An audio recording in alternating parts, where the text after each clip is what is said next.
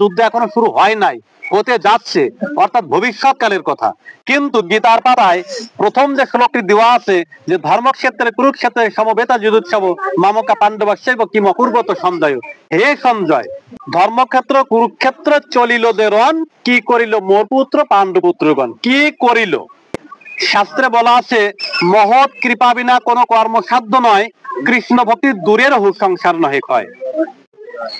এই কৃষ্ণ ভক্তি দূরের হোক মানে কি কৃষ্ণ ভক্তি আসেই না, সংসারই ক্ষয় হয় না, তার কৃষ্ণ ভক্তি আসবে কি করে যদি মহতের কৃপা না হয়।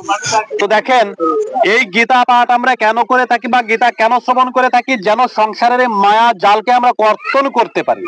গীতার সপ্তম অধ্যায়ে এবং চতুর্থ অধ্যায়ে ভগবান শ্রীকৃষ্ণ বলে গিয়েছেন, বিশেষ করে চতুর্থ অধ্যায়ে, যে হে অর্জুন তস্মাৎ অজ্ঞান সম্ভূতং রীতি সংজ্ঞান সিনাত্মন চিত্তৈনং সংশয়ম যোগমাতিষ্ঠ উত্তিষ্ঠ পরন্তপ। তুমি এই গীতা নামক যে জ্ঞানাস্ত্র আছে, এই জ্ঞানাস্ত্র দ্বারা তোমার সমস্ত সংশয়কে ছেদন করো, তোমার মায়া জালকে কর্তন করো। তো আমি যে গীতা পাঠ করি আসলে মধ্যে তো গীতা এখনো আসে নাই, যদি আসতো আমার মধ্যে মায়া নামক জাল বিরাজ করতে পারতো না, আমি হতাম মুক্ত জীব। গীতা মানুষকে মুক্ত করে, মানে সন্ন্যাসী বলতে আমি গৃহত্যাগের কথা বলছি না, মুক্ত বলতে গৃহত্যাগ করে একদম চলে যাবে সেভাবে বলছি না। যদি গীতা পাঠ করে বা গীতা শিখে বা শ্রবণ করে প্রত্যেকেই যদি গৃহত্যাগী হতো তাহলে কিন্তু অর্জুন এত বড় রাজা হতে পারতো না, যুধিষ্ঠির কিন্তু এত বড় রাজা হতে পারতো না। আমাদের সংসারে আমাদের পিতামাতা মনে করেন কি সন্তান গীতা পাঠ শিখলে বা গীতা পাঠ করতে লাগলে ও গৃহত্যাগী হয়ে যাবে, এটা একটা ভ্রান্ত ধারণা মাত্র, আমাদের একটা কুসংস্কার। তো দেখেন আমি যে কথা বলছিলাম যে মহৎ কৃপায় যদি গীতা ভিতরে প্রবেশ করে বা গীতা পাঠে যদি রুচিবোধ জাগে তাহলে কিন্তু একটু একটু করে মায়া থেকে আমার মনটা দূরে সরে যেতে পারে। আর যখন মায়া থেকে মন দূরে সরে যাবে তখন জীব হবে মুক্ত জীব, আর মুক্ত জীব হলে আবার পুনরায় সাধুগুরু বৈষ্ণবের কৃপাতে কৃষ্ণ ভজনে অধিকার আসে। তো আমি এই জন্য আপনাদের কাছে প্রার্থনা জানাচ্ছি, কৃপা করবেন, আশীর্বাদ করবেন যেন আমি গীতা থেকে একটুখানি পাঠ করতে পারি। তো দেখেন শ্রীমদ্ ভগবত গীতার উত্থাপনটা কিভাবে হয়েছিল। কুরুক্ষেত্র রণাঙ্গনে দাঁড়িয়ে ভগবান শ্রীকৃষ্ণের নিকট আদেশ রাখলেন অর্জুন যে হে কৃষ্ণ, আমার এই রথখানা নিয়ে উভয়স্তনের মাঝখানে গিয়ে স্থাপন করো, আমার বিপরীতে কারা আমার শত্রু হয়ে যুদ্ধ করবে আর আমার পক্ষে কারা আমার মিত্র হয়ে দাঁড়িয়ে যুদ্ধ করবে, আমি উভয় পক্ষের সেনাগণকে নিজ চোখে দর্শন করতে চাই। খুব সংক্ষেপে বলবো এই স্থানটুকু। তো ভগবান শ্রীকৃষ্ণ অর্জুনের এই আদেশে উভয়সৈন্যের মাঝখানে গিয়ে তখন রথখানা স্থাপন করলেন। স্থাপন করবার পরেই কিন্তু তিনি দেখতে পেলেন যে তার বিপরীত পক্ষে দাঁড়িয়ে আছে তারই পিতামহ বিশ্বদেব, গুরুদেব, দ্রোণাচার্য, মাতুল, শ্বশুর, শ্যালক সম্বন্ধী তথা আত্মীয় স্বজন, সকল আত্মীয় স্বজন। যখন এই অবস্থা দেখলেন তখন কিন্তু অর্জুন বিষাদগ্রস্ত হয়ে পড়লেন এবং কম্পিত গাত্রে তিনি বললেন কি কৃষ্ণের যুদ্ধ আমি করব না। তখন কিন্তু ভগবান শ্রীকৃষ্ণ একটু একটু করে গীতা জ্ঞান দান করতে লাগলেন। তো এখানে গীতার পাতায় গীতার প্রথম অধ্যায়ের প্রথম শ্লোকটি দেওয়া আছে ধর্মক্ষেত্রে কুরুক্ষেত্র সমবেতা যুদ্ধোৎসব মামকা পাণ্ডবস্যৈব কিম অপূর্বত সঞ্জয়। হে সঞ্জয়, আমার কথাগুলো এখান থেকে কিন্তু আস্বাদন করবেন। ধর্মক্ষেত্র কুরুক্ষেত্র চলিল যে রণ, কি করিল মোর পুত্র পাণ্ডুপুত্রগণ। কি করিল মানে একটি কাজ পূর্বে হয়ে গেছে, এখন তিনি সেই কাজটি দেখে বা শুনে জিজ্ঞাসা করছেন যে এই কাজটির পরে এখন তারা কি করলো। তাহলে কি কুরুক্ষেত্র যুদ্ধ আগে হয়ে গেছে? শ্রীমদ্ ভগবত গীতার পাতায় যে প্রথম শ্লোকটি এনে কালের একটা ব্যবধান ঘটিয়ে দিলেন, যেটা ভবিষ্যৎকালে ঘটতে যাচ্ছে, প্রথমেই অতীতকালের কথা কেন নিয়ে আসলেন? এখানে ব্যাকরণ সম্পর্কে যারা ভালো বুঝবেন তারা আস্বাদন করতে পারবেন। এই গ্রামে আমার একজন মানে সম্মানিত একজন ব্যক্তি আছেন, তাকে আমি যথেষ্ট সম্মান করে থাকি, তিনি কিন্তু ব্যাকরণ নিয়ে আলোচনা করে থাকেন। তিনি যদি থাকতেন তো আজকে আমার একটু ভালো হতো। যেখানে ব্যাকরণে বলা হচ্ছে ললেলাম ততেতাম, এগুলো হচ্ছে অতীতকালের চিহ্ন, নিত্যবৃত্ত অতীত বা সাধারণ অতীত যেগুলোকে বলা হয়ে থাকে। তা ভগবান শ্রীকৃষ্ণের মুখানিসৃত বাণী যে গীতা, সেই গীতার প্রথমেই কেন এই শ্লোক দিলেন? তাহলে কি গীতা আগেই অতীত হয়ে গেছে? এই মহাভারতের যুদ্ধ কি আগেই হয়ে গেছে? পরবর্তীতে এই কথাগুলো বললেন? যদি যুদ্ধ না হবে তাহলে শ্লোকটা কেন প্রথমে দিল? যুদ্ধ হতে যাচ্ছে এই অবস্থায় দেওয়া উচিত ছিল। দেখেন এই শ্লোকটি মূলত 10 দিন পরেকার শ্লোক। ভগবান শ্রীকৃষ্ণ যে কয়টি কথা অর্জুনকে 10 দিন পূর্বে অর্থাৎ কুরুক্ষেত্র রণাঙ্গনে দাঁড়িয়ে যুদ্ধ শুরু হতে যাচ্ছে এর পূর্ব মুহূর্তে যে কথাগুলো বলেছিলেন সেই সময়ের কথা এটি নয়। এটি ধৃতরাষ্ট্র বলেছিলেন দশম দিবসে, যুদ্ধের দশমতম দিবসে যখন ভীষ্মদেব অর্জুনের দ্বারা সরসজ্জা গ্রহণ করলেন, তিনি যখন সরসজ্জায় শায়িত আছেন, তার এই সরসজ্জার কথা দূরে হস্তিনাপুরে বসে দিব্য নয়ন প্রাপ্ত বা দিব্য জ্ঞান প্রাপ্ত সঞ্জয় কুরুক্ষেত্র রণাঙ্গনের সমস্ত ঘটনা নিজ চোখে দর্শন করে এবং নিজ কর্ণে শ্রবণ করে যখন এই রাজা ধৃতরাষ্ট্রের নিকট উত্থাপন করছেন, তখন কিন্তু শুনে তিনি বলছেন যে হে সঞ্জয়, এখন এরা তো আমাদের এই মানে যে কুলগুরুই বলা চলে, অর্থাৎ কুলবৃদ্ধ বিশ্বদেব, তাকে বধ করবার পরে গিয়ে এখন তারা কি করলো? এই যে আমার পুত্রগণ, আমার যে 100 পুত্র আছে এবং অর্জুন যাদের মানে 5 ভাই আছে, এরা এরপরে কি করলো? এরা কি এই যুদ্ধ ত্যাগ করে এখন কি গোলাগুলি ধরে সবাই আবার একত্রিত হলো, রণে ভঙ্গ দিয়ে চলে আসতে উদ্যত হলো, না পুনরায় যুদ্ধের জন্য তৈরি হতে লাগলো? এরপরে কি হলো? দশম দিবসের যে যুদ্ধ, সেই যুদ্ধ শেষেকার কথা শ্রীমদ্ ভগবত গীতার প্রথম পাতায় নিয়ে এলেন। কেন নিয়ে এলেন? ধর্ম অন্ধ, জ্ঞান অন্ধ ধৃতরাষ্ট্র যদি হওয়া যায়, তাহলে তার কুল, তার জাতি, তার বর্ণ, তার বংশ এভাবেই নাশ হয়। সেই কথাটি গীতার শুরুতেই আমাদেরকে কিন্তু বুঝিয়ে দিচ্ছেন।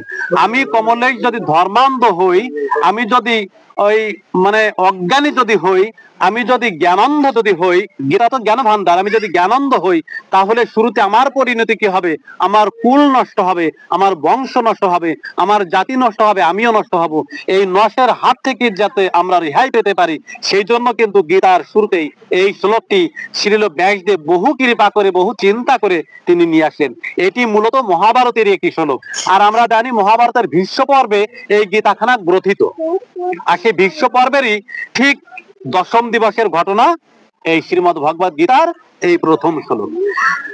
তো ভগবান শ্রীকৃষ্ণের নিকট অর্জুন যখন বললেন যে এই যুদ্ধ আমি করব না, তখন কিন্তু অর্জুনের নিকট ভগবান শ্রীকৃষ্ণ বললেন কেন তুমি যুদ্ধ করবে না? তখন কিন্তু অর্জুন বলেছিলেন, কৃষ্ণ তাকিয়ে দেখো, সম্মুখে দাঁড়িয়ে আছে পিতামহ বিশ্বদেব, গুরুদেব দ্রোণাচার্য, মাতুর শ্বশুর সম্বন্ধী তথা সমস্ত আত্মীয় স্বজন, সমস্ত ভ্রাতৃকুল আমার বিপরীতে, আর এখন আমি তাদের বিপরীতে।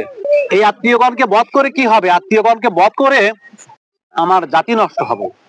এই পুরুষ সমাজ যদি সমাজ থেকে উঠে যায়, স্ত্রীগণ হবে কুলোটা, সমাজে বর্ণ সংকরণ নেমে আসবে। মনি থাক, সমাজে বর্ণ সংকরণ নেমে আসবে, আর এর জন্য সম্পূর্ণ দায়ী হব আমি। এই জন্য যুদ্ধ আমি করব না। ওর চেয়ে কি করব? আমাদের তো ছোটবেলা থেকে অভ্যাস আছে, জন্মের পর থেকে কি অভ্যাস?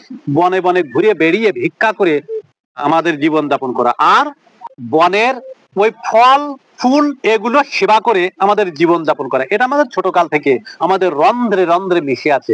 কৃষ্ণ এই জন্য এই সকল আত্মীয় স্বজন এবং গুরুদিগকে হত্যা না করে, তাদের রুধি দ্বারা মানে সিঞ্চিত মৃত্তিকার পরে আমরা পুনরায় অট্টালিকা তৈরি না করে, আমরা 5টি ভাই বনে গিয়ে ভিক্ষা করে জীবন যাপন করবো। এই যুদ্ধ আমি করবো না। প্রচন্ড ভাবে দয়া করলেন আমাদের উপর, এই কৌরবদের উপর, জগৎ সংসারের উপর। কে দয়া করলেন? অর্জুন। কিন্তু ভগবান শ্রীকৃষ্ণ অর্জুনের এই কথার সঙ্গে কিন্তু একমত হতে পারলেন না। তিনি কি করলেন? বললেন কি, হে অর্জুন, এখন যুদ্ধ শুরু হবার মুহূর্ত, তুমি যদি এখন পিছু পা হটিয়ে যদি চলে যাও, এই সমস্ত সংসার মনে মনে চিন্তা করবে অর্জুন ছিল একজন নপুংসক, অর্থাৎ ক্লীব। তাই তিনি কি বলেন? ক্লৈবং মাস্ম গমপার্থ নৈ তত্ত্বপদ্ধতে ক্ষুদ্রাং হৃদয় দৌর্বল্যাং ত্যাক্তোৎকৃষ্ট পরন্তপ। হে অর্জুন, এই বিষম সময় তোমার মধ্যে ক্ষুদ্রতম চিন্তা চেতনা, অর্থাৎ এই যে ক্লীবের মতো চিন্তা চেতনার উদয় কেন হলো? তুমি একজন তেজস্বী, একজন বীর, তুমি ওঠো, জাগো, তোমাকে যুদ্ধ করতেই হবে। দেখেন, অর্জুন যদি যুদ্ধ না করতো, আজকে আমরা যেভাবে ভক্তি ভরে অর্জুনের কথাগুলো বলছি, আমরা কিন্তু এভাবে বলতে পারতাম না। কারণ অর্জুন যদি যুদ্ধ না করতো, সমাজে আরো প্রচন্ড রূপে বিশৃঙ্খলা সৃষ্টি হতো। তখন কিন্তু এই বিশৃঙ্খলার মূল কারণ হতো অর্জুন। কেন? ভগবান শ্রীকৃষ্ণ কুরুক্ষেত্র রণাঙ্গনে দাঁড়িয়ে, আর এই যে যুধিষ্ঠিরা 5টা ভাই ছিল, আরো বড় বড় রথী মহারথী ছিল, এমনকি তার নিজের ভাগ্নে ছিল অভিমন্যু, কারো রথের সারথি হলেন না, কারো রথের কোনো সারথ করলেন না। তিনি অর্জুনকে কেন বেছে নিলেন? অবশ্যই অর্জুনের মধ্যে এমন কিছু বিশেষত্ব আছে যে বিশেষত্বের কারণে অর্জুনের রথের সারথি হলেন। যদি এই অর্জুন ভগবান শ্রীকৃষ্ণের আদেশ মতো বা কথা মতো বা দেখানো পথে যদি না চলতেন, তাহলে কিন্তু অর্জুন সারা দুনিয়ার নিকট, সারা পৃথিবীর নিকট কিন্তু একটা অভিশাপ হয়ে দাঁড়াতেন। তাকে জগৎ সংসারে কেউ আর পূজা করতো না। দেখেন, এখানে একটি কথা বলে দেয় অর্জুনের গুণের কথা, যেখানে যুধিষ্ঠির ছিলেন একজন ধর্ম প্রাণ ব্যক্তি, জীবনে একটি মাত্র কথা বলেছিলেন যে অশ্বত্থামা হত ইতি গদ। আচ্ছা, কথাটি কি মিথ্যা ছিল? কথাটি তো মিথ্যা নয়, এবং ও তো নিজের মন থেকে বলে নাই, ভগবান শ্রীকৃষ্ণ ওই যুধিষ্ঠিরকে দিয়ে বলিয়ে নিয়েছেন। তাহলে ওই যুধিষ্ঠির কেন পাপ ভাগের অধিকারী হবে? প্রশ্ন থেকে যায় না? কথাটি বলেই যায়, যখন অশ্বত্থামা মরে নাই, তো এই যে গুরুদেব দ্রোণাচার্য প্রচন্ড রূপে যুদ্ধ করছেন, তাকে আজকে নিহত করতে হবে। যদি আজকে তাকে মারা না হয়, তাহলে কিন্তু গুরুদেব দ্রোণাচার্য 5 ভাইকে কিন্তু নিধন করে দেবে। তাই কৃষ্ণ কি করলেন, চালাকি করে তিনি অর্জুনকে এবং ভীমকে দিয়ে বলিয়ে দিলেন যে তুমি তোমার গুরুদেবের নিকট শীঘ্রই গিয়ে বলো যে অশ্বত্থামা হত। এখন অর্জুন বললেন যে তিনি হচ্ছেন আমার গুরুদেব, এত বড় মিশিয়ে কথা কি বলা যায় নাকি? ভীমকে বললেন তুমি বলো, কেউ বলতে রাজি নন। কৃষ্ণ তখন কি করলেন, নিজেই বললেন যে হে গুরুদেব দ্রোণাচার্য, আপনি কি এই সংবাদটি শুনেছেন? বলে কি সংবাদ? বলছেন যে অশ্বত্থামা হত, মানে অশ্বত্থামা মারা গেছে। তখনও কিন্তু দেখেন গুরুদেব তার শিষ্যের উপর কতটুকু আস্থাশীল, কতখানি বিশ্বাসী। কৃষ্ণ যিনি স্বয়ং ভগবান, গুরুদেব দ্রোণাচার্য তিনি কিন্তু নিজেও জানেন যে কৃষ্ণ হচ্ছেন সর্বেশ্বরবা, ঈশ্বর পরম কৃষ্ণ সচ্চিদানন্দ বিগ্রহ অনাদিরাদি গোবিন্দ সর্বকারণ কারণম। তিনি ব্রাহ্মণ শ্রেষ্ঠ যেহেতু এবং বেদ পাঠী যেহেতু, তাই কৃষ্ণ যে স্বয়ং ভগবান এই গুরুদেব দ্রোণাচার্য তিনি কিন্তু তা জানতেন। তথাপিও সেই ভগবানের শ্রী বদন থেকে শোনা কথাও তিনি কিন্তু বিশ্বাস করতে পারছেন না। কেন? কৃষ্ণ তো বলেই গেছেন যে আমি খেলার মধ্যে, মানে ক্রীড়ার মধ্যে আমি হচ্ছে ছল, যত প্রকার খেলা আছে, যুদ্ধ আছে, তার মধ্যে আমি হচ্ছে ছল। কৃষ্ণ তুমি হচ্ছে ছলনাময়ী, তুমি তো আমার সঙ্গে ছল করতেই পারো, আমি তোমাকে বিশ্বাস করি না। আমি বিশ্বাস করি যদি আমার ঐকান্তিক শিষ্য যদি যুধিষ্ঠির বলতে পারে যে অশ্বত্থামা হতো, তাহলে আমি চোখ বুঝে বিশ্বাস করব যে আমার অশ্বত্থামা আর নেই। তখন কিন্তু কৃষ্ণ চালাকি করে যুধিষ্ঠিরকে ডাক দিয়ে বললেন কি যে তুমি শীঘ্রই তোমার গুরুদেবকে বলো যে অশ্বত্থামা হতো। যুধিষ্ঠির বললো কোনোদিন আমি তা বলতে পারবো না, কারণ এটা সম্পূর্ণ ঢাকা মিথ্যা কথা। আমি যুধিষ্ঠির, আমার পক্ষে মিথ্যা কথা বলা সম্ভব নয়। এই যুদ্ধ ত্যাগ করে আমি চলে যাব, সমস্ত রাজ্যপাট ত্যাগ করে চলে যাব, কিন্তু আমার বদন দিয়ে একটি মাত্র মিথ্যা কথা বলতে পারবো না। কত বড় ধর্মপ্রাণ ছিলেন দেখুন। তো দেখেন কিভাবে বললো, ভীমকে আদেশ করলেন। ভীমকে ঠিক নয়, এখানে আমরা বলে থাকি ভীম, এবং মহাভারতে দেখে থাকি ভীমকে আদেশ করলেন যে অশ্বত্থামাকে নিহত করো, কিন্তু না, অশ্বত্থামাকে ওভাবে নিহত করা হয় না। অশ্বত্থামাকে স্বয়ং অর্জুন নিজেই বধ করেছিলেন। ভালো করে এই কথাটি আমি সবাইকে অনুরোধ জানাবো আস্বাদন করবার জন্য। কালকে যুদ্ধ হবে, মানে আগামীকাল যুদ্ধ হবে। আজকের ঘটনা, অর্জুনের মনে মনে বাসনা জাগলো এই কুরুক্ষেত্র রণাঙ্গটাকে আমি একবার নিজে এই রথখানা নিয়ে ঘুরে দেখে আসবো। ভগবান শ্রীকৃষ্ণকে সারথি করে কুরুক্ষেত্র রণাঙ্গনের কোথায় কি আছে কি না আছে, ভালো মন্দ সম্পর্কে জানতে উদগ্রীব অর্জুন। তাই কৃষ্ণকে সারথি করে তিনি ঘুরে বেরিয়েছেন।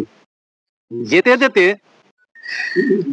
হঠাৎ তিনি দেখলেন যে কুরুক্ষেত্র প্রাঙ্গণেরই, মানে রণাঙ্গনেরই একটা পাশে একটি পাখির বাসা আছে, মাটিতে গর্ত করে বাস করে, নাম হচ্ছে চাক বড়ই। আমরা অনেক সময় শুনে থাকি টোনাটুনি, না টোনাটুনি না, মহাভারতে আমি বলছি, মহাভারতে লেখা আছে চাক বড়ই ছিল পাখিটার নাম। তখন ব্যাসদেবের লেখনীতে যেটা আছে আমি সেটি বলছি, চাক বড়ই। দেখেন এখানে আরেকটি কথা বলে দেয়, আমি তো বাবা ছোট মানুষ, তো অনেক সময় অনেক ভক্তের অনেক প্রশ্নের সম্মুখীন আমাকে হতে হয়। তাই অন্তত যে নামটা যখন বলি তখন কিন্তু আমাকে ভালো মতো মুখস্থ করে আসতে হয় বা ভালো মতো জানতে হয়। যদি না জানি তাহলে কিন্তু আমি আপনাদের বলা যে প্রশ্নগুলো, সেই প্রশ্নগুলোর উত্তর দিতে সম্পূর্ণই অসমর্থ থেকে যাব। এমনিতেই আমি কি বা জানি যে আপনাদের মতো মানে ভক্তদের প্রশ্নের উত্তর দেবো। তথাপিও যখন যে নামটা বলি, মনে রাখবেন এই নামটি ওই গ্রন্থেই দেওয়া আছে, আমি ভুল কোনো নাম উচ্চারণ করি না, এ তো অপরাধ হয়। তো এই চাক বড়ই পাখিটা ও মাটিতে বাসা বেঁধে বসে আছে। হঠাৎ অর্জুনের রথখানা থেমে গেল, মানে কৃষ্ণ চালাচ্ছে তো রথখানা থামিয়ে দিয়েছে। থামিয়ে দেওয়ার পরে এখন কৃষ্ণ, অর্জুন জিজ্ঞাসা করলো যে আচ্ছা কৃষ্ণ রথখানা কেন থামালে? বলে যে পাখির বাসা দেখা যায়। তো বলছে যে এখানে এখনো পাখির বাসা আছে। অর্জুন বলছে এখানে এখনো পাখির বাসা আছে, দেখি আমি নিজে নেমে গিয়ে একটু দেখি। অর্জুন আর কৃষ্ণ দুজনেই রথ থেকে নেমে ওই পাখিটার নিকটে গিয়ে দাঁড়িয়েছে। তখন ওই পাখিটা তার মতো সে কৃষ্ণকে প্রণাম জানিয়েছে, অর্জুনকে প্রণাম জানিয়েছে। জানবার পরে কি এখন অর্জুন বলছে যে আচ্ছা পাখি, তুমি এই বার্তা কি কখনোই শোনো নাই যে আগামীকাল রক্তক্ষয়ী যুদ্ধ হতে যাচ্ছে? বিশ্বের বুকে এমন যুদ্ধ আর কোনোদিন হয় নাই, না পূর্বে কখনো হয়েছে, না ভবিষ্যতে কখনো হবে। এমন রক্তক্ষয়ী যুদ্ধ হতে যাচ্ছে কুরুক্ষেত্র রণাঙ্গনে। এই বার্তা তো সমস্ত পাক পাখালি শুনতে পেরেছে। তাই অর্জুন ডাক দিয়ে বললেন যে এখানে একই পাক পাখালি কিছুই নেই, তুমি কি এটা জানো না যে কাল কুরুক্ষেত্র যুদ্ধ হতে যাচ্ছে? সকলেই যার যার মতো চলে গেছে, তা তুমি এখানে এখনো কেন আছো? তুমিও চলে যাও। তখন কিন্তু ওই চাকবরে ওপরে কি কয়েকটা ডিম পেড়ে সেই ডিমে তা দিচ্ছে। ওরা মাটিতে বাসা বেঁধে বসে থাকে গর্তে, ডিম পেড়ে ডিমে তা দিচ্ছে। ওই পাখিটা বলছে কি যে আমি তো যাব, আমার যে কয়েকটা ডিম আমি পেরেছি এই ডিমে তো আমি এখন তা দিচ্ছি, এই ডিম ছেড়ে তো যাওয়ার মতো নেই। মা তো রূপ গোস্বামী তিনি উপলব্ধি করে বলেছেন কি, সাগরের কুল আছে পাড় আছে তার, অগাধ পিতৃমাতৃ বাৎসল্য পারাবার। তাহলে পিতামাতার ভালোবাসা কতখানি আমরা কিন্তু রূপ গোস্বামীর এখান থেকে একটুখানি উপলব্ধি করতে পারি। শুধু তাই নয়, পিতার থেকে মায়ের ভালোবাসা আরো বেশি। তো সেই মা ডিমগুলোকে ছেড়ে যেতে চাইছে না, আর অর্জুন বলছে তুমি চলে যাও। তখন কিন্তু অর্জুনের এই কথায় বললো কি আচ্ছা অর্জুন, মানে ও তো চেনে না যে অর্জুন, তবুও প্রণাম দিয়েছে যে কৃষ্ণ সখা যেহেতু প্রণাম। এখন অর্জুন বলছে যে তুমি চলে যাও। তখন ওই পাখিটা কথা বলছে যে আমি তো যাব, আমি যে ডিমগুলোতে তা দিচ্ছি আমি কি করে যাই? তা আমার তো যাওয়ার মতো আর কোনো পরিস্থিতি নেই, কিন্তু মনে মনে তীব্র একটা বাসনা আছে আর একটা ভরসা আছে। সে কৃষ্ণ পদে ভরসা দিয়ে আমি বসে আছি যে রাখে কৃষ্ণ মারে কে, আর মারে কৃষ্ণ রাখে কে। আমি কৃষ্ণ চরণে নিজের জীবন যৌবন মন প্রাণ সবকিছু অর্পণ করে দিয়ে ভরসা করে বসে আছি যে আমার কৃষ্ণ যদি আমাকে রক্ষা করতে পারে, রক্ষা যদি করে থাকে, ব্রহ্মাণ্ডের কোনো শক্তি নেই আমাকে বধ করে, আর কৃষ্ণ যদি আমাকে মারে, ব্রহ্মাণ্ডের কোনো শক্তি নেই সে আমাকে বাঁচিয়ে রাখে। তো এই কথাটি শুনেই অর্জুন বলেছিল যে দেখো পাখি, তোমার কৃষ্ণ আমার পাশে দাঁড়িয়ে আছে, আর আমিও দেখব যে এই যুদ্ধের এই ময়দান থেকে, এই ক্ষেত্র থেকে কত ঘোড়া যাবে, কত রথ যাবে, কত বানের ছড়াছড়ি হবে, কত অগ্নিবর্ষণ হবে, সেইখান থেকে এই কৃষ্ণ কিভাবে তোমাকে বাঁচায়। কি কথা! ভগবান শ্রীকৃষ্ণ এত ভালোবেসে যার রথের সারথ্য করছে, ওই নরাধম অর্জুন সে কৃষ্ণকে চিনতেই পারলো না। এখানে নরাধম বলছি অপরাধ নেবেন না, মূলত এই কৃষ্ণের এই ভূমিকা দেখে, অর্জুনের এই ভূমিকা দেখে তাকে বলতেই হয় এই কথাটি। এটি আমি বলছি না, বলছেন আমার একজন বৈষ্ণব চূড়ামণি, যিনি স্বয়ং শিব, তিনি বৈষ্ণব হয়ে এসে অর্জুনকে বোধ দিতে গিয়ে কথাটি বলছেন নরাধম। কিভাবে বলছেন? যুদ্ধ শেষ, এই যুদ্ধ শেষে কথাটি বলে দেয়, এখানে একটু উপাখ্যান চলে এসো বলে আমি আবার যুদ্ধে যাই। যুদ্ধ শেষে অর্জুনের মনে মনে বাসনা জাগলো যে রক্তক্ষয়ী যুদ্ধে তো অনেক জ্ঞাতিবধ হলো, তাই জ্ঞাতিবধে তো পাপ সঞ্চয় হয়, তা আমি একটু ওই প্রয়াগে যাব গঙ্গা স্নান করতে। প্রয়াগের একটি বিশেষ মাহাত্ম্য আছে, আমি গঙ্গা স্নান করতে যাব। তো কৃষ্ণের নিকট অর্জুন নিবেদন জানালেন যে কৃষ্ণ, অনেক জ্ঞাতিবধ করেছি, এই জ্ঞাতিবধ পাপ হয়েছে, তা আমার সঙ্গে তুমি একটু চলো দেখি, আমি প্রয়াগ তীর্থে যাব গঙ্গা স্নান করতে। এবারকের কুম্ভ মেলাও কিন্তু প্রয়াগ তীর্থে হয়। তাই প্রয়াগে গঙ্গা স্নান করার কথা যখন অর্জুন কৃষ্ণকে জানালেন, কৃষ্ণ বলেন ঠিক আছে চলো যাই। কৃষ্ণ কিন্তু মনে মনে তীব্র বেদনাও পেয়েছেন। একটি কথা বলে যাই, যদি কোনো ভক্ত তার সঙ্গে যদি কৃষ্ণ সঙ্গ দিয়ে থাকেন, সব সময় যদি আষ্টে পৃষ্ঠে জড়িয়ে থাকেন, সব সময় যদি সঙ্গ দিয়ে থাকেন, সেই ভক্ত যদি কৃষ্ণের মর্ম না বুঝে থাকেন, তাহলে অন্য ভক্তের হৃদয়ে আঘাত লাগে। কৃষ্ণ যদি আমার সঙ্গে থাকে, আমি যদি কৃষ্ণের মর্ম অর্থ না বুঝতে পারি, যদি কৃষ্ণকে মূল্যায়ন কিভাবে করতে হয় না বুঝে থাকি, তাহলে কিন্তু আপনি কৃষ্ণ ভক্ত, আপনার মনে তীব্র ব্যথা লাগবে, আমাকে অভিশাপ করতে ইচ্ছা থাকবে, আমাকে বধ করতে ইচ্ছা থাকবে যে আমি কৃষ্ণ আমাকে ভালোবেসে আমার পাশে সঙ্গ দিচ্ছে, তাও কৃষ্ণকে চিনতে পারলাম না, ঘৃণা করতে ইচ্ছা থাকবে। তো অর্জুনকে নিয়ে গঙ্গা স্নানে যাচ্ছেন, এমনও সময় আমার মহাদেব সদাশিব তিনি মনে মনে চিন্তা করলেন যে হায় রে অর্জুন, এই কুরুক্ষেত্র রণাঙ্গনে 18 অক্ষয়িনী সেনা শুধুমাত্র তোমাকেই বেছে নিয়েছে আমার কৃষ্ণ, তোমার রথের সারথ্য করেছে। আরে কোটি কোটি ব্রহ্মাণ্ডের অনন্ত কোটি দেব দেবতাগণ যার একটুখানি চরণ কৃপা পাবার আসে, কতবার কত কোটি কোটি কল্পকাল ধরে ধ্যানে বসে আছে, আমি স্বয়ং ভোলানাথ পঞ্চমুখে হা কৃষ্ণ হা গোবিন্দ বলেও আমি সেই গুণকীর্তন শেষ করতে পারি না। সেই কৃষ্ণ মানে এতবার ডাকবার পরেও আমাকে সে দেখা দেয় না। আর বহু গুণে মানে বহু কৃপা করে আমার কৃষ্ণ অযাচিত ভাবে তোমার কাঠের রথে সারথি হয়েছে। আর সেই কৃষ্ণ তোমার সঙ্গে সঙ্গ দেবার পরেও তোমার বাসনা দেখলো গঙ্গা স্নানের, আমি তোমাকে হত্যা করব, তোমাকে একটু জ্ঞান দান করতে হবে। এই কথা বলে মনে মনে চিন্তা করে তিনি কি করলেন, একজন অল্প বয়সের ব্রাহ্মণ বৈষ্ণব বেশ ধারণ করে ওই পথ দিয়ে ঘুরে বেড়াচ্ছেন। আর ওই পথ থেকে শুকনো পাতাগুলো কুড়িয়ে কুড়িয়ে নিজের সেবা করছেন। কিন্তু এই বৈষ্ণবের আকৃতিটা কেমন, ললাটে তিলক চন্দন আছে, পিছনে শিখা আছে এবং পিঠে কিন্তু ধনুর্বাণ বাঁধানো আছে। এই ধনুর্বাণ কিন্তু হিংসার প্রতীক। এখন ওই যে অর্জুন এবং কৃষ্ণ যে পথ ধরে যাচ্ছে, আমার মহাদেব ওই পথেই কিন্তু বৈষ্ণব বেশ ধারণ করে এই ক্রিয়াগুলো করছেন। দূর থেকেই অর্জুন এই ঘটনা দেখে কৃষ্ণকে জিজ্ঞাসা করলেন, যাতা কৃষ্ণ, ওই যে ছোট্ট কিশোর বালককে দেখা যায়, দেখে তো বৈষ্ণব মনে হয়, কিন্তু এই বীরের প্রতীক, এই হিংসার প্রতীক এই ধনুর্বাণ কেন ধারণ করে আছে? আমি তো জানি, আমি তো নিজেই ধনুর্ধর, আমি তো জানি ধনুর্বাণ বা অস্ত্র ধারণ করলে মনের প্রবৃত্তি কেমন হয়। আমরা একজন সাধু, মানে আমি আপনি আমরা প্রত্যেকেই সাধু। এখনই আমাদের হাতে রামদা ধরিয়ে দেন বা পিস্তল ধরিয়ে দেন, এখনই একটু খাবারের একটু বিকৃতি ঘটুক, দেখবেন মনের প্রবৃত্তি এসে গেছে। তা অর্জুন বললেন যে আমি তো জানি যে এই অস্ত্র ধারণ করলে মনের প্রবৃত্তি কেমন হয়। তো এ বৈষ্ণব হয়ে তাও কেমন সুন্দর, ও গাছ থেকে একটি পাতাও ছিঁড়ছে না, গাছের ব্যথা লাগতে পারে, শুধু বনপথে পড়ে যাওয়া শুকনো পাতাগুলো খেয়ে খেয়ে জীবন ধারণ করছে। এ কেন হিংসার প্রতীক ধারণ করে আছে? তো কৃষ্ণ বললেন কি, যে অর্জুন তুমি নিজে গিয়েই তো জিজ্ঞাসা করে আসতে পারো কেন এইভাবে জীবন যাপন করছে, তুমি নিজে গিয়ে জিজ্ঞাসা করে এসো। তো বালকের একটু দূরে রথখানা স্থাপন করে অর্জুনকে নামিয়ে দিলে অর্জুন সেখানে গিয়ে জিজ্ঞাসা করলেন, আচ্ছা তোমাকে দেখে তো মনে হয় যে তুমি একজন বৈষ্ণব, তো তুমি এই হিংসার প্রতীক কেন ধারণ করে আছো?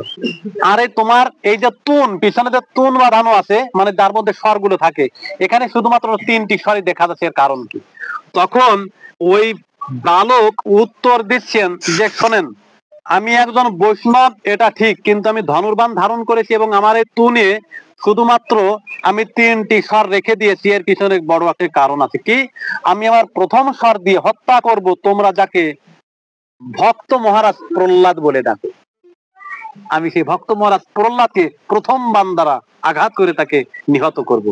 তখন অর্জুন মনে মনে চিন্তা করলো, তাই তো ভক্ত মহারাজ বলা হয় যাকে, সেই প্রহ্লাদকে ভগবান কত ভাবেই না কৃপা করেছেন, সেই ভক্তকে কেন এই বালক হত্যা করতে যাবে? তখন জিজ্ঞাসা করলেন তার অপরাধ কি ছিল। তখন কিন্তু বালকটি বলছে যে তোমরা যাকে ভক্ত মহারাজ বলে ডাকো, আমিও একসময় তাকে ভক্ত বলে ডাকতাম। তো আমার প্রাণ গোবিন্দ ওই ভক্তকে কত বিধভাবেই না উপকার করেছে। যখন হিরণ্যকশিপুর আদেশে সুউচ্চ পর্বত থেকে যখন ফেলে দেওয়া হলো, আমার প্রাণ গোবিন্দ কিন্তু তাকে কোলে করে নিয়েছিল। যখন বুকে পাথর বেঁধে সাগরে নিক্ষেপ করা হলো, ও ডাক দিয়েছিল, কোথায় হে মধুসূদন, কৃপা করো আমাকে। আমার প্রভু কিন্তু কৃপা করেছিল, নিজে কিন্তু ভাসিয়ে রেখেছিল। যখন মত্ত হস্তির পদতলে তাকে ফেলে দেওয়া হলো, তখন কিন্তু হা কৃষ্ণ হা গোবিন্দ রক্ষা কর আমাকে বলেই যখন প্রাণ ভরে ডাকছে, তখন কিন্তু হাতিটা তার হিংসা বা পশুত্ব ভুলে গিয়ে ভক্ত প্রেমরসে সিঞ্চিত হয়ে তাকে শুন্ডে পেঁচিয়ে ধরে নিজের পৃষ্ঠে আরোহণ করে নৃত্য করতে লাগলেন, জীবন দান করলেন। তাহলে এত ভাবে আমার গোবিন্দ কৃপা করেছে। শুধু তাই নয়, অগ্নিকুণ্ডে ফেলে দেওয়া হয়েছিল, আমার গোবিন্দ সেখান থেকে তাকে কোলে করে নিয়েছিল। এর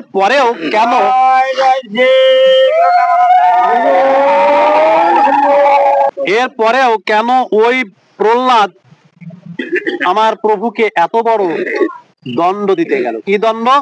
যখন তার বাবা তাকে কারাগারে বন্ধ করে রেখেছে, যখন বিষ মাখানো পায়েস বা মিষ্টান্ন, আমরা যাই বলি বিষ মাখানো মিষ্টান্ন, যখন তাকে সেবা করতে দেয়া বলা হয়েছে, এই বিষ মাখানো ক্ষীর বা মিষ্টান্ন সে কেন প্রথম গ্রাসটা নিজে না খেয়ে শ্রীকৃষ্ণ চৈতন্য তন্ময় বলে আমার গোবিন্দের বদনে তুলে দিল? এই হচ্ছে তার একমাত্র অপরাধ। সে নিজেকে নিজে মারা যেত, বুঝতে পারতাম সে হচ্ছে পরম বৈষ্ণব বা পরম ভক্ত। একজন ভক্ত কোনোদিন নিজে বেঁচে থাকার জন্য বা নিজে জীবন ধারণ করবার জন্য তার প্রভুকে ডেকে এনে বিষটাকে অমৃত বানানোর জন্য আমার গোবিন্দের বদনে তুলে দেন না। তাহলে সে কেন এই কাজটি করলো? এই অপরাধে আমি ভক্ত মহারাজ প্রহ্লাদকে বধ করবো প্রথম বাণ দিয়ে। দ্বিতীয় বান দিয়ে হত্যা করব কাকে? দ্রৌপদীকে হত্যা করব। এইবার কিন্তু অর্জুনের নিজের মানুষকে বলা হয়েছে। তখন কিন্তু অর্জুন ভয় পেয়ে গেছে, জিজ্ঞাসা করলেন কেন তুমি দ্রৌপদীকে হত্যা করবে? দ্রৌপদীর অপরাধ কি ছিল?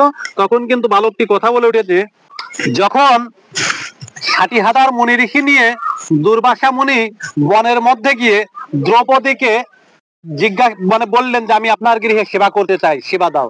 তখন তো দ্রৌপদীর গৃহে কিছু ছিল না। আমার কৃষ্ণ এক টুকরো 57 সেবা করে 60,000 মুনি ঋষি শুধু নয়, অনন্ত কোটি বিশ্ব ব্রহ্মাণ্ডের সকল ব্যক্তির, সকল প্রাণীর উদর পূরণ করেছিল। শুধু এভাবেই নয়, বহুবিধ ভাবে দ্রৌপদীকে আমার প্রভু সহায়তা করেছে। যখন বস্ত্রহরণ হতে লাগলো, তখন দ্রৌপদী কেন আমার প্রভুকে এইভাবে ডেকেছিল? কিভাবে? আমার প্রভু তো ছিলেন দ্বারকাতে। দ্রৌপদী কিভাবে ডেকেছিল? যখন বস্ত্রহরণ হচ্ছে, যখন কেউ তাকে রক্ষা করছে না, তখন একজন তো রক্ষাকর্তা আছেন, একজন তো মালিক আছেন। দেখেন ভগবান শ্রীকৃষ্ণ গীতার পাতায় বলে গেছেন যে হে অর্জুন, আমি বলবো না, তুমি আমার হয়ে জগৎবাসীকে জানিয়ে দাও। নমে ভক্ত প্রতি জানিহি প্রণশ্যতি, কৌন্তেয় নমে ভক্ত প্রতি জানিহি প্রণশ্যতি। এ কথাটি আমি বলবো না, আমি কৃষ্ণ নিজ মুখে বলবো না, তুমি আমার হয়ে জগৎবাসীকে প্রতিজ্ঞা করে খুব বড় গলায়, জোর গলায় তুমি জগৎবাসীকে শুনিয়ে দাও, আমার ভক্তের কোনো বিনাশ নাই, সদা সর্বক্ষণ আমি আমার ভক্তের পাশে আছি, আমি আমার ভক্তকে সদা সর্বক্ষণ রক্ষা করে থাকি। তাহলে রক্ষাকর্তা একজন আছেন। তো দ্রৌপদীর যখন বস্ত্রহরণ হচ্ছে, তখন ও করজোড়ে আমার প্রাণ গোবিন্দকে ডেকেছিল, কোথায় হে গোলকনাথ, আমাকে রক্ষা করো। আমার গোবিন্দ দ্বারকা ছেড়ে প্রথমে সে গোলকে গিয়েছিল। ভক্তের ডাক তো ভক্ত যেভাবে, যে যথামাং প্রবদ্যন্তে তাং তথৈব ভজামি হম মম বর্তানুবর্তন্তে মনুষ্য পার্থ সর্বসু।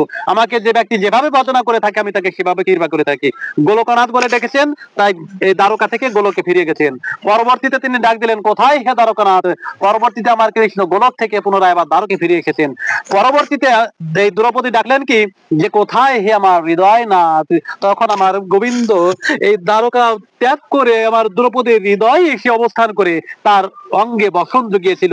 দ্রৌপদীর এইটাই পাপ, এটাই অপরাধ। ও সর্বপ্রথম কেন আমার গোবিন্দকে ডাক দিল না, কোথায় হে আমার হৃদয় নাথ। সে কেন আমার গোবিন্দকে এত ভ্রমণ করালো, আমার গোবিন্দকে কেন এত কষ্ট করালো, এই অপরাধ আমি একটু বধ করবো। দেখেন ভজনটা কোথায় গোবিন্দকে। এই যে নামযজ্ঞ হয়ে গেল শীতের দিনে, আমরা নামযজ্ঞ, আমার গ্রামে তো নামযজ্ঞ করেছি আমরা, এটা আমরা প্রত্যেকেই করে থাকি। দেখেন আমার গৌর সুন্দর, এই শীতের রাত্রে আমরা প্রত্যেকেই গরম লেপ বা কাঁথার নিচে গিয়ে সব জায়গায় আমরা শয়ন করেছি, কিন্তু ওখানে আমার রাধা মাধব, আমার গৌর সুন্দর আলগা গায়ে কিন্তু ওই নামযজ্ঞ স্থানে কিন্তু পড়ে পড়ে শীতে কষ্ট পেয়েছেন। আচ্ছা বলুন তো, যদি আপনার সন্তান হতো, ওভাবে কি রেখে আসতে পারতেন? যদি আমার আপন ভাই বোন যদি খুব নিকটের যদি কেউ হতো, আমি কি ওভাবে রেখে আসতে পারতাম না। ভজনটা এখানে, ভজন দূরের কিছু নয়। ভগবান শ্রীকৃষ্ণ বলে গেছেন, আমার তো যে ভক্ত ভজে যেই ভাবে, তারে সে ভাবে বুঝি এ মোর স্বভাব, এটি আমার স্বভাব। আমাকে বড় মানে আপনাকে হীন, তার প্রেমে বশ আমি না হই অধীন। আমরা যেভাবে ভজনা করে থাকি, ওই প্রেমে আমার গোবিন্দ আমার প্রতি বশ হতে পারেন, কিন্তু অধীন হতে পারেন না। ভগবান শ্রীকৃষ্ণকে আমি যখনই ইচ্ছা তখনই ডাকবো, তখনই তিনি আমার কাছে আসবেন না। বশ্যতা শিকার মানে কি? কিছু সময়ের জন্য কল্পনা করুন, আপনারা আমাকে নিমন্ত্রণ করেছেন, আমি আপনাদের বশীভূত হয়ে আছি, যেভাবে পরিচালনা করবেন সেভাবেই পরিচালিত হব। এই ব্যাসাসন ত্যাগ করবার পরে গিয়ে যখন আমি আমার নিজের স্বরূপে ফিরে আসবো, তখন কিন্তু আমি আপনার কোনো কমান্ড শুনবো না, তাই তো বাবা? তো ভগবান কখন শুনবো? যদি আমি আপনার সন্তান হয়ে থাকি, যদি ভালোবাসাটা সেইখানে থেকে থাকে। ভগবান শ্রীকৃষ্ণ কি বললেন? আমাকে বড় মানে আপনাকে হীন, তার প্রেমে বশ আমি না হই অধীন। যে আমাকে ঈশ্বর পরম কৃষ্ণ সচ্চিদানন্দ বিগ্রহ আদিরাদি গোবিন্দ সর্বকারণ কারণম এই রূপে চিন্তা করে আমাকে ভালোবেসে থাকে, আমি তার প্রেমে বশ হই, অধীন হই না। সকল জগৎ মরে করে বিধি ভক্তি, বিধি ভক্তিতে ব্রজভা পাইতে নাহি শক্তি। ওগুলা সে বিধি, আর ওই প্রেমে আমি বশ হই না। তাহলে আমি বশ হই কিসে? আপনাকে বড় মানে আমারে সমহীন, সর্বভাবে আমি হই তাহার অধীন। যে ব্যক্তি নিজেকে বড় মনে চিন্তা করে, বড় বলে চিন্তা করে, আর আমাকে তার কোলের শিশু, ছোট্ট সোনামণি বা ছোট্ট বন্ধু বা ভাই বা আত্মীয় স্বজন যখন কল্পনা করে, আমি সর্বভাবে তার অধীন হয়ে যাই। প্রমাণ দিচ্ছে, মাতা মরে পুত্র ভাবে করেন বন্ধন, অতিহীন জ্ঞানে করেন লালন পালন, সখা শুদ্ধ সখ্যে করে স্কন্দে আরোহণ, তুমি কোন বড় লোক, তুমি আমি সম। দেখেন বৃন্দাবনে যখন শ্রীদাম সুদাম দাম বসুদাম ভগবান শ্রীকৃষ্ণের সঙ্গে গঠে যেতেন, তখন কিন্তু ওই কৃষ্ণকে এই পুষ্প দ্বারা এই সজ্জা তৈরি করে কৃষ্ণকে সেখানে কিন্তু বসতে দিতেন, আসন বিছিয়ে বসতে দিতেন। আর কি করতেন? কৃষ্ণের চরণ দুখানা কিন্তু সেবন করতেন, নিজেরা কিন্তু কৃষ্ণের চরণ সেবা করতেন। প্রয়োজনে তারা কৃষ্ণকে দিয়ে নিজেদের চরণ সেবাটুকু করিয়ে নিতেন। এজন্য শাস্ত্রে বলা আছে এই সখ্যের এতটাই শুদ্ধ ভাব যে কান্ধে চড়ায় করে ক্রীড়ারণ, কৃষ্ণ সেবে কৃষ্ণে করায় আপন সেবন। শুদ্ধ ভক্তের তথা সখ্য ভক্তের কত মাধুর্য। এইভাবে যদি কেউ বড় মনে করে নিজেকে বড় ভেবে কৃষ্ণকে ছোট যদি ভাবতে পারে তবেই কিন্তু ভজনের দিকে এগিয়ে যায়। পরবর্তীতে বললেন কি, প্রিয়া যদি মান করি করায় ভর্ৎসন, বেদ স্তুতি হইতে হরে সেই মুর্মন। যদি প্রিয়া মান করি আমাকে ভর্ৎসনাও যদি করে তাহলে বেদ স্তুতি আমি যে সন্তুষ্ট হই তার থেকে অধিক সন্তুষ্ট হই। ছোট্ট 1 মিনিটের মধ্যে এখন মানে আলোচনা শেষ করব। শ্রীমতী রাধারানী যখন কৃষ্ণের অপেক্ষায় আছে, কৃষ্ণ দেখা দিচ্ছে না, বহু পরে এসে যখন কৃষ্ণ দেখা দিলেন, এই দেরি দেখে কৃষ্ণ কিন্তু মানে রাধারানী কিন্তু মান করে মুখ ঘুরিয়ে থাকলেন। কৃষ্ণ কি এতে কষ্ট পেয়েছিলেন? না। বেদ স্তুতিতে বেদজ্ঞ ব্রাহ্মণ তথা সমস্ত দেবতাগণ যেভাবে তাকে সন্তুষ্ট দান করেছে বেদ স্তুতি দ্বারা, শ্রীমতী রাধারানী একটুখানি মান করে কৃষ্ণকে ত্যাগ করেছে, ভর্ৎসনা করেছে, আমার কৃষ্ণ তাতে অপার তৃপ্তি লাভ করেছে। জয় নিতাই জয় গৌর হরি বল বলে আজকের মতো ভাগবত আলোচনা গীতা পাঠ এখানেই বিশ্রাম। আর গীতা পাঠ করলে গীতা মাহাত্ম্য বলতে গীতা মাহাত্ম্য বলে দেয়। দয়া করে আমার সঙ্গে সঙ্গে আপনারা সকলেই বলেন গীতার গুজ্জ নাম কয়টি? ওম গঙ্গা, গীতা, সাবিত্রী, সীতা, সত্যা, পতিব্রতা, ব্রহ্মবলী, ব্রহ্মবিদ্যা, ত্রিসন্ধ্যা, মুক্তিগেহিনী, অর্ধমাত্রা, চিদানন্দা, ভবগ্নি, ভ্রান্তিনাশিনী, বেদত্রয়ী, পরানন্দা, তত্ত্বার্থ, জ্ঞানমঞ্জুরি, ইত্যাদি জপেন নিতং নরন হিসাল মানকে গানে সিদ্ধিং লবে নিতং ততান্তে পরমাঙ্গতম। ওম ইয়াদক্ষরং পরিবর্তন মাত্র হিনং চেদ ভবে তস্মাৎ ভবতু পুণ্যং ততো সদা সুরেশ্বর সর্বে ভবন্তু সুখিনঃ সর্বে সন্তু নিরাময়া সর্বে বদনে বসন্তু মা কচিৎ দুঃখ ভাগ। ওম শান্তি। আমার এই দীর্ঘ সময় ধরে গীতা পাঠে এবং ভাগবতী আলোচনায় যদি বৃহত্তম কোনো ভুল ত্রুটিও যদি করে থাকে, আপনারা কৃষ্ণ ভক্তগণ, আমারই পিতৃতুল্য, আমারই মা, আমি আপনাদের ছোট সন্তান, এই সন্তান ভেবে আমার সমস্ত ভুল ত্রুটি ক্ষমা করে আপনাদের আতুল চরণে আশ্রয় দিবেন, আশীর্বাদ করবেন। পৃথিবীতে যতটা কাল বেঁচে থাকে আপনাদের মতো ভক্তগণের সঙ্গে সে যেন সঙ্গ করে যেতে পারে। আপনাদের চরণ ধরে যেন